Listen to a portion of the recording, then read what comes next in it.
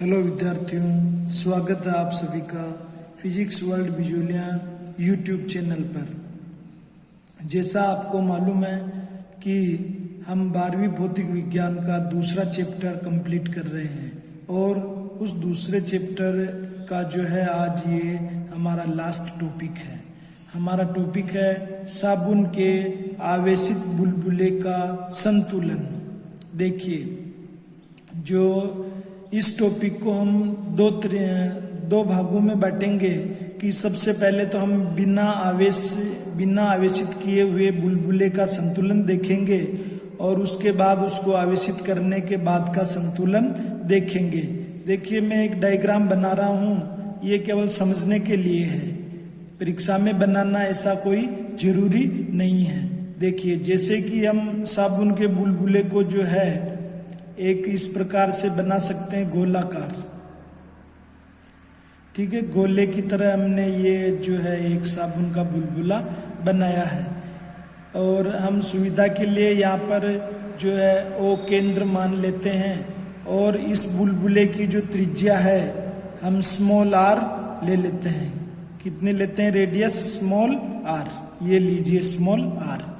अब देखिए कि 11वीं के अंदर भी हमने इसका अध्ययन किया था कि जब हम साबुन के बुलबुले के बारे में बात करते हैं तो वहाँ पे एक सिद्धांत लगाते हैं कि जो इस साबुन के बुलबुले के अंदर का जो दाब है, साबुन के बुलबुले के अंदर का जो दाब है वो बाहर के वायुमंडलीय दाब से अधिक होता है। समझ रहे ना आप कि इस अंदर की ओर जो हमारे पास दाब होगा, मान लीजिए कि हमने इसको P से लिखा है, ठीक है, ये दाब किस ओर होगा? बाहर की ओर होगा, है ना, बाहर की ओर। लेकिन ये ज्यादा होगा किसकी तुलना में? कि जो हमने वायुमंडलीय दाब जो है ATM, जो कि है वायुमंडलीय दाब, इससे ज्यादा होगा। समझ रहे हैं ना आप? वायुमंडलीय दाब से क्या होगा? ज्यादा होगा। तो अब आप बताइए, देखिए कि यहाँ पर दाब में क्या हो गया है? एक तरह से अंतर हो गया। और कौन दाब ज्यादा है? अंदर वाला ज्यादा है। तो अब आपके समझ में ये आ रहा होगा कि यहाँ पर दाब आधिक्य वाली स्थिति बन रही है। क्या बन रही है? दाब आधिक्य वाली स्थिति, क्योंकि अंदर का दाब ज्यादा है। तो इस दाब आधिक्य को हम जो है PEX से निरूपित करते हैं। दाब आधिक्य को किससे निरूपित करेंगे? PEX से, ठीक है ना, यानी कि दाब की अधिकता। दाब की अधिकता कहाँ है? बुलबुले के अंदर। ये हम किस स्थिति की बात कर रहे हैं? जबकि हमने साबुन के बुलबुले को आवेशित नहीं किया है, ठीक है। तो ये चीज हम यहाँ पर लिखते हैं। देखिए कि संतुलन अवस्था में क्या लिखेंगे? संतुलन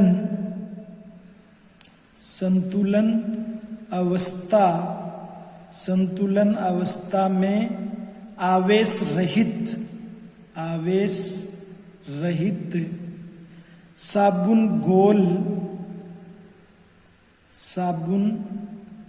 गोल से बने बुलबुले के अंदर का दाब बाहर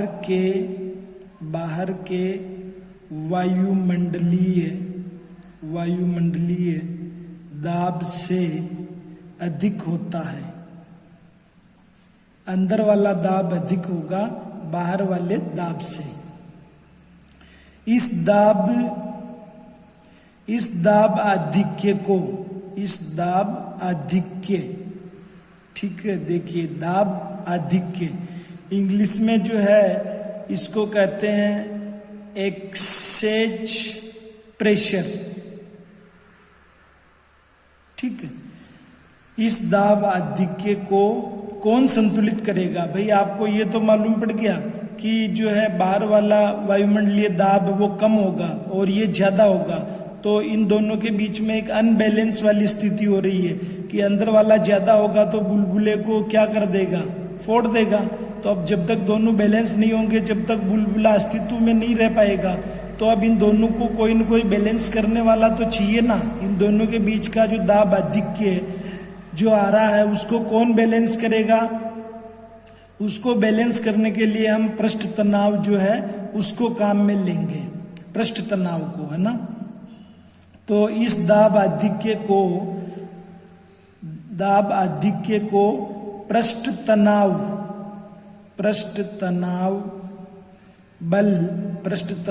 बल संतुलित करता है।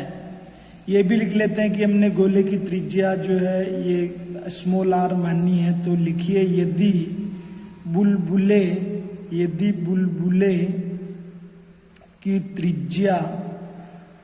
की त्रिज्या स्मॉल r तथा पृष्ठ तनाव को हम किससे लिखते हैं? कैपिटल T से। पृष्ठ तनाव बल या पृष्ठ तनाव कैपिटल T है तो जो हमारा दाब आधिक्य होगा वो किससे बैलेंस्ड होगा? देखिए, दाब आधिक्य को मैं PEX से लिख रहा हूं।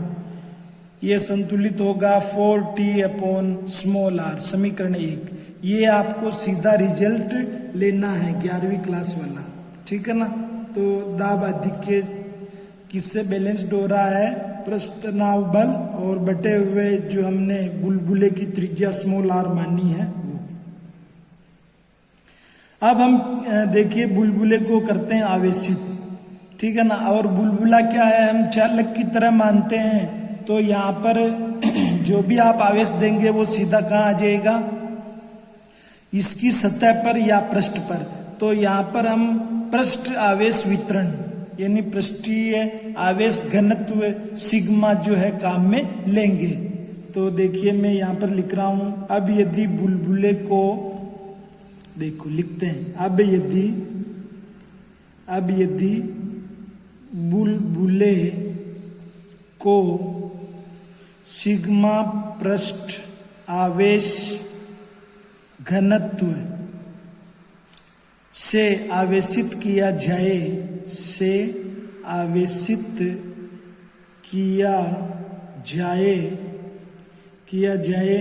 तो अब हम क्या कर रहे हैं? इस बुलबुले को आवेशित कर रहे हैं, ठीक है ना। धनावेश या ऋणावेश, हम धनावेश मान लेते हैं कि इसको धनावेश से, और पृष्ठ आवेश घनत्व कितना है? सिग्मा। तो अब क्या होगा कि चालक होने से जितना भी जो आवेश है वो सीधा पृष्ठ पर चला जाएगा। और इससे पिछले वाले जो टॉपिक है उसमें हमने कहा था कि अगर इस प्रकार की स्थिति बनती है कि आवेश पृष्ठ पर वितरित है तो उस सतह पर या पृष्ठ पर एक दाब कार्य करेगा, विद्युत दाब, और उसकी दिशा क्या होगी? बाहर की ओर। समझ में आ रहा? अगर आप ये वाली चीज नहीं समझ पा रहे हैं तो इससे पुराने वाला टॉपिक है उसमें हमने किया था कि चालक आवेशित सतह पर जो है विद्युत दाब, विद्युत बल, इनकी गणना कर चुके हैं। उस वीडियो को आप देख सकते हैं, उसका रिजल्ट हम सीधा यहाँ अप्लाई करेंगे। अब यदि बुलबुले को सिग्मा पृष्ठ आवेश घनत्व से आवेशित किया जाए तो बुलबुले के पृष्ठ पर बुलबुले के पृष्ठ पर बाहर की ओर, बुलबुले के पृष्ठ पर बाहर की ओर विद्युत दाब जिसका मान कितना होता है? Sigma square upon 2 epsilon not भी कार्य करता है। अब देखिए आवेशित वाली स्थिति, ये बिना आवेशित वाली और ये आवेशित वाली, किसके लिए? साबुन के बुलबुले के लिए। देखिए अब हमारे पास जो है दो दाब हो गए, एक तो ये दाब आधिक्य, ये भी बाहर की ओर काम करेगा, और सतह पर लगने वाला विद्युत दाब वो भी बाहर की ओर काम करेगा। तो दोनों बाहर की ओर कार्य कर रहे हैं, तो दोनों को साथ में ले लेते हैं और बीच में जो है प्लस का चिन्ह लगा देते हैं। इस स्थिति में ये तो हमारे पास दाब आधिक्य हो गया, और ये हमारे पास हो गया विद्युत दाब जिसका फॉर्मूला है सिग्मा स्क्वायर 2 एप्सिलॉन नॉट। और इन दोनों ये तो दोनों बाहर की ओर लग रहे हैं, और ये जो हमारा पृष्ठ तनाव बल जो है ये जो क्या हो रहा है, अंदर की ओर लग रहा है। तो इस प्रकार से जो है हम देख रहे हैं कि ये इस स्थिति में ये दोनों दाब बाहर की ओर और ये अंदर की ओर। अब देखिए आप थोड़ा सा जो है इस समीकरण को कुछ इस प्रकार से भी लिख सकते हैं कि PEX बराबर 4TR minus sigma square 2 epsilon not. ये समीकरण 2 हमारी हो गई। अब देखिए समीकरण 2 में आप थोड़ा सा विचार करिए, या फिर इससे पूर्व वाली समीकरण 2 से पूर्व की जो ये समीकरण है इस पर भी आप विचार कर सकते हैं कि हमारे पास जो ये जो रहा विद्युत दाब, इसका मान बढ़ सकता है। कैसे बढ़ेगा कि जो है हम आयतन को बढ़ाएं या ज्यादा से ज्यादा आवेश देंगे तो इसकी वैल्यू तो बढ़ेगी। ये एक तरह से फिक्स राशि है। तो अब क्या होगा कि जो हमारा दाब आधिक्य है, देखिए समझने का प्रयास करिए, इसका मान भी बढ़ रहा है ना। तो एक स्थिति ऐसी होगी कि ये दोनों आपस में कैसे हो जाएंगे, बराबर हो जाएंगे ना। तो एक तरह से ये बिल्कुल 0 की ओर जा रहा है, शून्य होने की ओर अग्रसर है। कब? जबकि हम इस साबुन के आवेशित बुलबुले पर जो है आवेश का मान बढ़ाते रहेंगे तो बाहर की ओर लगने वाला विद्युत दाब, इसका मान भी बढ़ता रहेगा। ये फिक्स वैल्यू है। तो एक स्थिति ऐसी आएगी कि जो हमारा ये दाब आधिक्य जो लग रहा है ये, वो बिल्कुल ही समाप्त हो जाएगा। कारण क्या है कि भाई अंदर का दाब जो है आवेश बढ़ाने से बढ़ रहा है और बाहर वाला जो अपना पृष्ठ तनाव है वो एक फिक्स राशि है। तो अब इस एक स्थिति आपको निश्चित रूप से ऐसी मिल जाएगी कि जब PEX जो है यानी दाब आधिक्य जो है उसका मान 0 हो जाएगा। तो फिर दोनों ये बैलेंस्ड हो जाएंगे। अगर आपको अंदर वाले को और बाहर वाले को बैलेंस्ड करना है तो इस एक को हमें क्या करना पड़ेगा, 0 लेना पड़ेगा। तो इसी बात को हम यहाँ पर लिख लेते हैं। इस प्रकार बुलबुले को आवेशित करने पर एक स्थिति ऐसी आएगी कि दाब आधिक्य शून्य हो जाता है। दाब आधिक्य शून्य हो जाता है, यानी कि बाहर का जो प्रेशर है और अंदर वाला जो प्रेशर है वो दोनों कैसे हो जाएंगे, एक तरह से बाहर में जो है हमारे पास में पृष्ठ तनाव बल है और अंदर वाले में जो है हमारे पास वो विद्युत दाब बाहर की ओर कार्य कर रहा है। तो दोनों कैसे हो जाएंगे, बैलेंस्ड। इस स्थिति में दाब आधिक्य हमारे पास 0 हो जाएगा, शून्य हो जाता है, ठीक है। और इसके पश्चात बुलबुला फूट जाता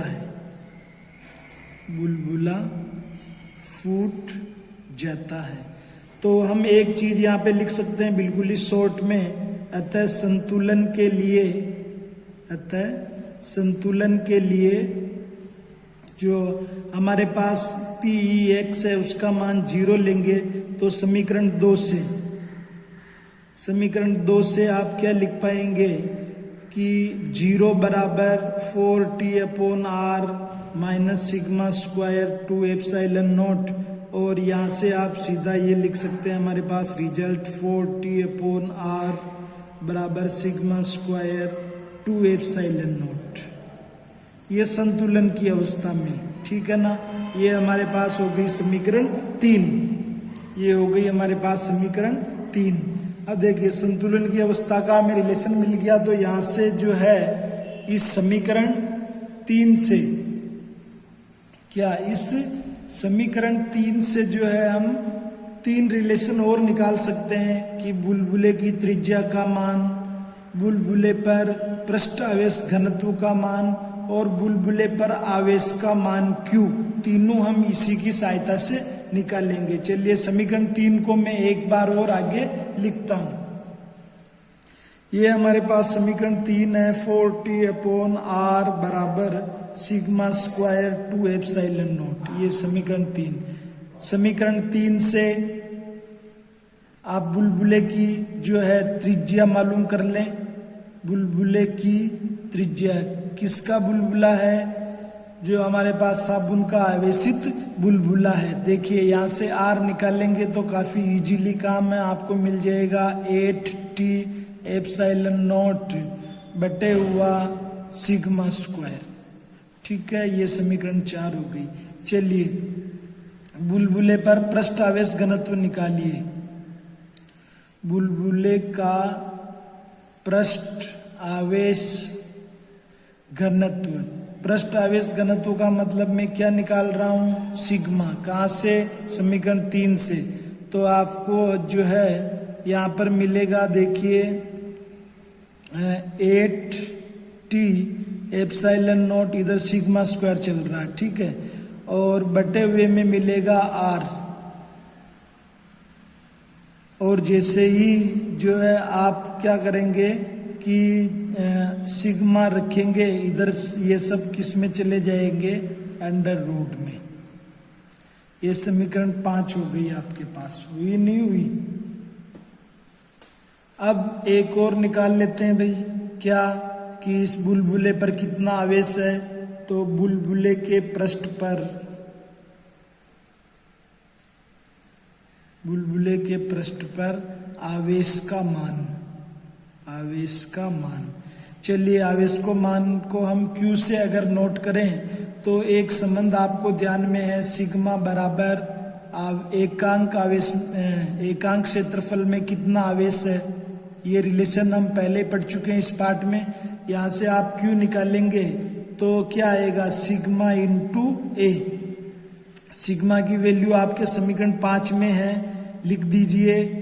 ये लिख दिया अपन ने। और जो ए जो है हमारे पास, ए क्या है?